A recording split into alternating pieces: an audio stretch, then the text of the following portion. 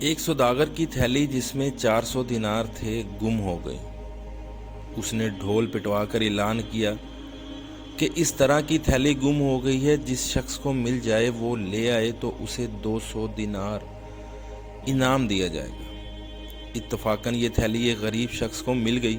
وہ اسے لے کر مالک کے پاس انعام کی امید میں پہنچ گیا، لیکن سوداگر اپنی تھیلی کو دیکھ کر بدنیت ہو گیا اور اس غریب آدمی سے کہنے لگا، اس تھیلی میں نہایت قیمتی موتی بھی تھے، کیا وہ بھی اس کے اندر ہیں؟ وہ آدمی بڑا گھبرایا اور سمجھ گیا کہ یہ اب دھوکہ کر رہا ہے اور انعام نہ دینے کے لیے جھوٹ بولنے لگا۔ اب ان دونوں میں جھگڑا شروع ہو گیا۔ آخر یہ دونوں لڑتے ہوئے فیصلہ کے لیے قاضی کے پاس پہنچے۔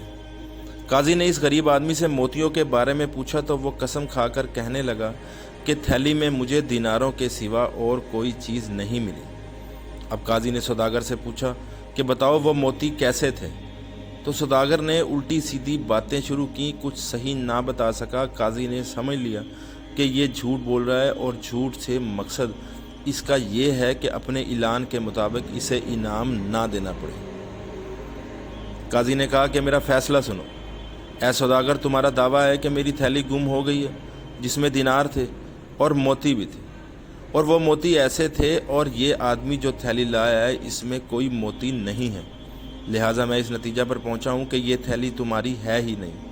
لہٰذا تم اپنی گمشدہ تھیلی کے لیے پھر سے اعلان کراؤ، ممکن ہے تمہاری گمشدہ تھیلی تمہیں پھر مل جائے اور تم کامران و بامراد بن جاؤ۔ بہرحال یہ تھیلی تمہاری نہیں ہے۔ پھر قاضی نے اس غریب آدمی سے مخاطب ہو کر کہا، یہ تھیلی 40 روز تک احتیاط سے رکھو، مگر اس کا کوئی دوسرا سچا دعوے دار نہ پیدا ہو تو یہ تمہاری ہے۔